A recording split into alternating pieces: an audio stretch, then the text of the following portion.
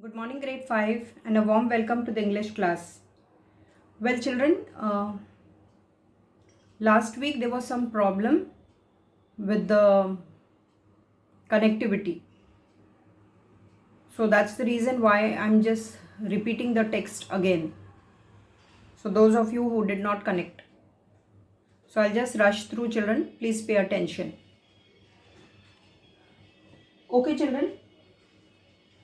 What do you mean by the term autobiography? What do we mean by autobiography? Autobiography is an account of a person's life or experience which is told by himself or herself. Okay? Now, children, this is the lesson The Hostile Desert is from the English Patient by Michael Ondarji. Now, children, this is an extract. What's the meaning of extract? Yes, open your dictionaries, children, quickly. You could say that I went to the dentist to extract my tooth. But here in English, an extract is, children, it is a short text which is pulled out from an article or from a book. So if we want to know more about the story, we need to read the entire book. So in English, an extract means a short piece of writing from a book. So now let's start with The Hostile Desert. Children, what's the meaning of hostile? Yes, please. Dictionaries. Hostile is not friendly. Okay? Not welcoming. The Hostile Desert. Yes, children, as I told you about the autobiography, that is an account of person's life experienced by himself or herself. So this is, you can see the writing, children, over here. We already discussed last time. It is the first person narrative. What's the meaning of first person narrative, children? It is a story told from the point of view of one of the characters. Now, who is a character over here? Yes? Let's see as we read. We have done this. So, I think most of you can answer this. So, it is in the first person narrative. Now, children, some stories, they are written in an autobiographical style. What do I mean by autobiographical style? If you see this, it is written in an autobiographical style. That is, the author writes about the events in the story as if he or she has experienced them firsthand. So, he is trying to tell his experience firsthand, as if he has experienced it. Okay, now let's start going, children. Deserts can be hostile and dangerous places, especially for those who are unfamiliar with them. Here the narrator is writing to a friend. He is describing his journey across the Sahara Desert. Okay, so he's talking of the desert which is unfriendly and dangerous. And he is crossing the Sahara Desert. Unfamiliar means, what is the meaning of unfamiliar? Quickly, children, open your dictionaries. Unfamiliar is something which is different, unknown to you. Your home, your school, they are familiar places. Unfamiliar is when you don't know the person or the place. It's a different setting and different people. So that's the meaning of unfamiliar. We camped the first night 20 miles south. The next morning we woke and came out of our tents at 5. At 5. Okay, that's the next morning. Children, just look at the time. As I told you, the writer is writing about the different events. He is writing of the events in the story which he experienced. So now we have to see the time also over here. Too cold to sleep. Above us were the last stars. Children, see your last stars. Now children, remember your SST. When do we see the stars? During the daytime, are they visible? When do you see the last stars in the night? When do you can see them clearly? Think about that. When do we see stars clearly and when do we see few? When are the last stars? Right? So that means it's not very dark and it's not bright. So the sunrise is just to begin. There could be no sunrise for another 2 hours. See, that means there is no sunrise. So that's how the stars are visible. We passed around hot glasses of tea. The camels were being fed, half asleep, chewing the dates along with the date stones. Children, all of us know what are dates. There's a glossary here. If you're not familiar, they are sweet brown fruits with a single stone. I think most of you have this in the kitchen. You can ask your mama and you can even have a few of them. Date stone is that seed inside that. We ate breakfast and then drank 3 more glasses of tea. Hours later, we were in a sandstorm that hit us out of clear morning coming from nowhere. So children, they were not ready, they were not prepared. See this clear morning coming from nowhere. It's like, children, we can relate to the rain because we have lots of experience and exposure to rain. Sometimes you see the sky is very clear and then out of nowhere you're not prepared, you don't carry your umbrella, you're coming to school and out of nowhere it starts raining. So that's what the writer's telling us here. The breeze that had been refreshing had gradually strengthened. Now children, see this, the breeze had been refreshing. So that means earlier the breeze was refreshing and now it had gradually strengthened. That means it was getting gradually strengthened, means it was slowly getting stronger. Refreshing, children, is what? Which makes you less tired. Like if you have a quick shower, you have a bath, you feel energized. You have a glass of milk or coffee, or imagine you're in the hot sun and you have lemon juice, lime juice, so you feel nice, or maybe buttermilk or something. So it's refreshing. That's the meaning of refreshing. Eventually, we looked down and the surface of the desert was changed. Children, eventually, yes, please open your dictionary. Find out the meaning of eventually.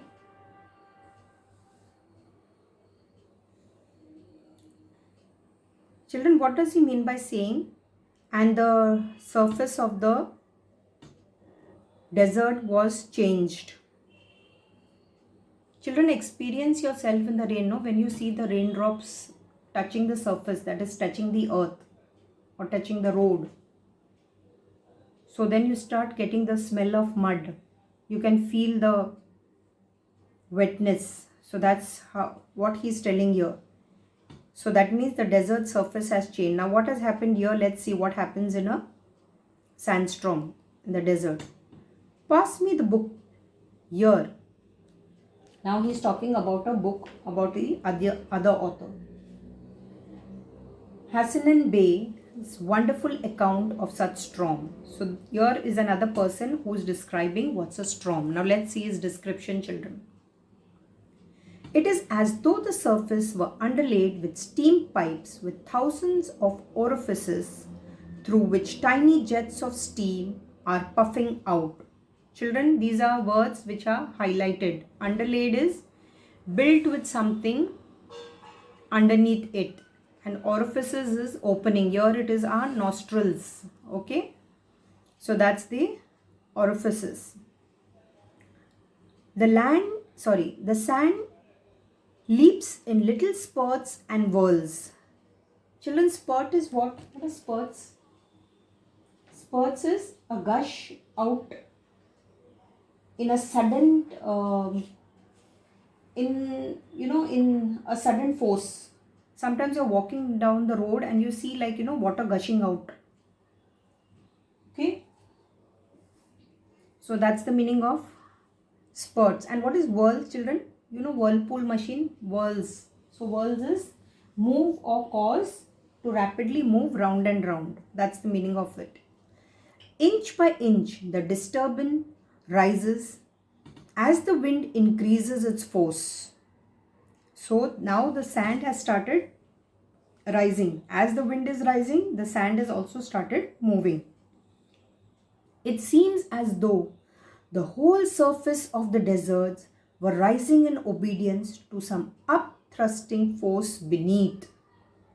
So see the surface. Children, you have to experience this. Use your senses. Use your eyes, your nose, touch and feel yourself to be in the storm. It gives a good description. Upthrust is pushing upwards. Generally rocket, children, we have. Okay, it's the upthrust movement. We have done this last year. Large pebbles strike against the sheen, the knees and the thighs. Pebbles are, children, stones, tiny stones. And they strike against the sheen. Sheen is, children, what is the sheen? Now, just keep your hands, children, on your leg, the front side of your leg, just below the knees. Slide it down. Slide it down. Yes, that's the sheen. Okay. Knees and thighs. So now what's happening, children? The sand and small pebbles are touching their skin. Because of the wind, it is moving. These can be lifted. Imagine in a wind, children, you see paper, you see leaves, twigs, small stones. Because of the force of the wind, they rise. The sand grains climb the body till it strikes the face and goes over the head. So these sand, they are tiny grains. Okay, they are moving all over, right up to the head. The sky is shut out. All but the nearest object fade from view. The universe is filled. Now children, here we have two phrases. Look here, there are two phrases. One is fade from view and the universe is filled. What do we mean by that? Fade from view is to disappear, can no longer be seen. And the universe is filled is, here it is, children, the sand blocks everything. Let's move, children. We had to keep moving. Children, now just think about this. We had to keep moving. Why is the writer saying this? Imagine, children, you're in a storm. Why you need to keep moving?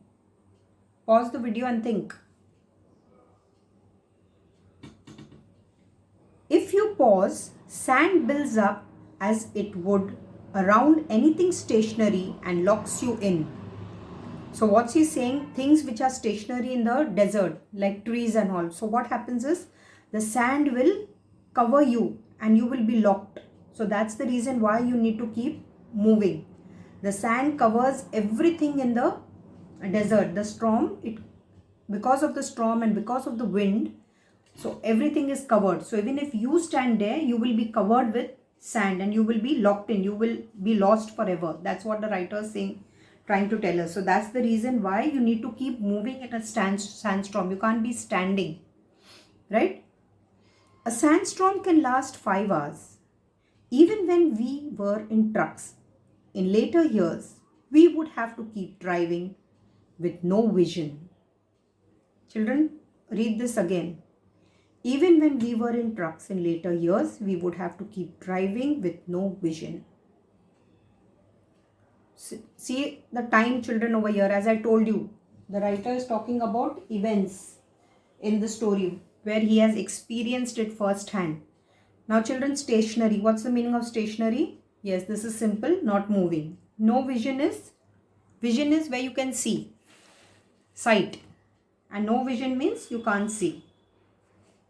Imagine, children, when it is raining very heavily, the visibility is low, no? If you're driving, if you're sitting with your father, besides your father, you will experience that. The worst terrors came at night. Once north of Kifra, we were hit by a storm in the darkness. Now children, this period is, he's talking about night. 3 a.m. The gale swept the tents from their moorings and we rolled with them, taking in sand like a sinking boat takes in water, weighed down, suffocating, till we were cut free by a camel driver. So children, what is the meaning of gale? Yes, open your dictionaries, children, fast. What's gale? A very strong wind. Now children, moorings are, see, it's given over here. They are pegs that hold a tent in place. Have you seen, children, vegetable sellers? They have just put a canvas on top, a cloth, and then the 4 sides you will see it is tied. to a stone or maybe a piece of wood, even boat. Okay, so that's the meaning of moorings. They have small pegs. And what was his experience, children, over here? What is he saying? The sand, he's comparing it to a boat. You know, when a boat is sinking, if there is a hole, okay, if a boat, okay, the boat has to be safe. So there has to be no hole in a boat. So when there is a hole, what will happen? It will weigh down because water will start filling in. So that's the experience here, what he is telling. Suffocating is what? Unable to breathe. So they were rolled, children, with the tents, and that's when the camel driver came and helped them to be free, helped them free themselves. We traveled through 3 storms during 9 days. We missed small desert towns where we expected to locate more supplies. So children, see the period here, 3 storms, 9 days. And they missed small towns where they had to buy more supplies. Children, what are supplies? You have some supplies in the kitchen, right? Rice, food grains, all this your mama brings and store. As children, you also have supplies. That is your stationery. That's your supplies. So even in the desert, children, they need some supplies as they travel. The horse vanished. 3 camels died. Can you imagine, children? What's the storm here? For the last 2 days, there was no food, only tea. After the 3rd night, we gave up talking. Children, see here, after the 3rd night, we gave up talking. When do you see, you're going for a picnic, you're going for an outing, and when there is silent, that means the situation is serious, right? Then you're not joking, you're not laughing, you're not talking, there is no interaction, there is no communication, because things are getting serious. All that mattered was the fire and the minimal brown liquid. So it was just what he needed is the brown liquid to keep him energized. Only by luck did we stumble on the desert town of El-Taj. Stumble on. Stumble on means what, children? What's the meaning of stumble on? Think, it's a phrase. What would it be over here? Children, please read the text, where the phrase appears, so that then you can interpret it in context. Read it so that you will get an idea. Stumble on is move forward, slipping and falling.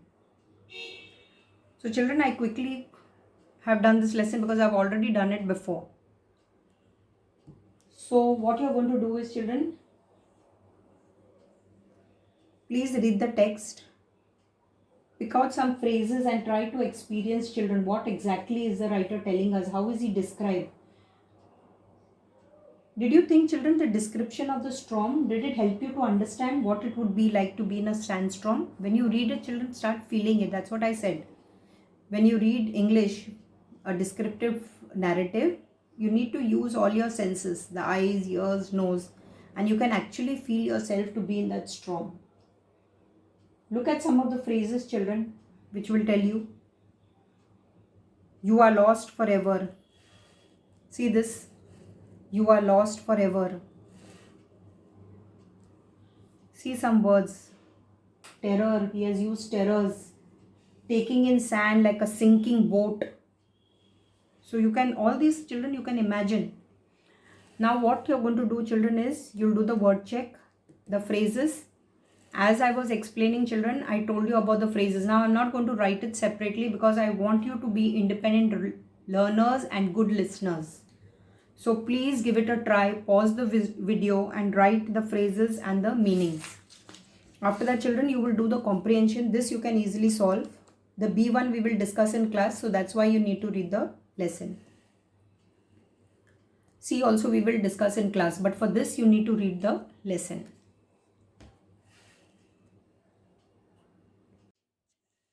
Well, children, now we move to the next page, that is page 65, hyperbole. Children, please find the meaning of hyperbole. Open your dictionaries and find the meaning. Okay. So hyperbole, children, is greatly exaggerated statement used mainly for effect but not intended to be taken literally. Literally means something which you write or you say or you speak. So it is exaggerated. Exaggerated like now if I tell you, children, I am so hungry that I would eat a whole elephant. Can I eat a whole elephant? This is an exaggeration. Okay, I'm exaggerating. See the example here, children. He would drown the stage with tears. So it shows that there is a character. Can he drown the stage with tears? That means he is going to cry so much and the stage is going to be filled with tears. It's going to be drowned. He will be drowned.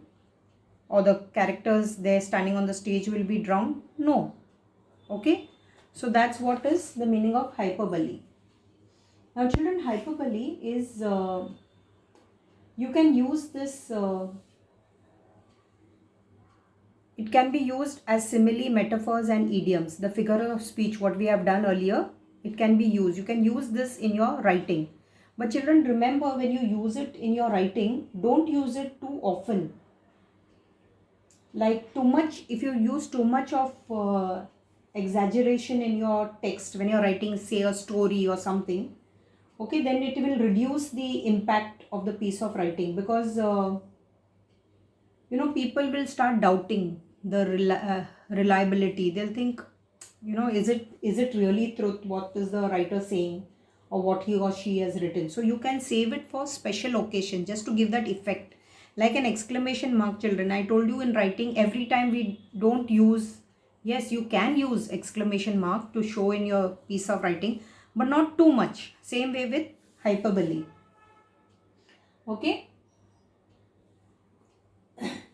Children, give me another word. Now here the prefix hyper is used, no? Give me another word which shares the same prefix. Hyper, think. Hyperactive. Hyperactive, yes, hyperactive. So it means over, above or beyond. So that's the meaning. Hyperbole means over, above or beyond.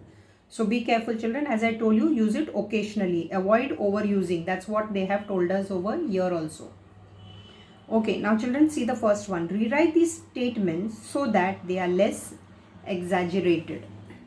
The sun is scorching today. Now children, first you see the keyword here. This is scorching. You can open your dictionaries and find.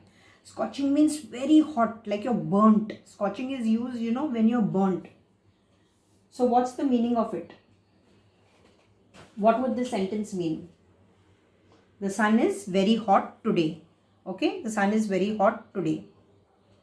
I haven't seen you in ages. What does it mean? In ages, that means long time, a very long time. You can put the word very long time. Okay. Now children, this 2, I think you can try. 3 and 4. And this is simple, children. This you can do it. I couldn't keep my eyes open. I couldn't keep my eyes open means I was feeling very sleepy. I was feeling very tired. So that's the meaning of it. So it's already here. So I think, children, this page you can complete it yourself. This you write it in your notebook. This you can do it over here only. Write the answers here. I will be posting it also. So that's all, children. Thank you and happy learning.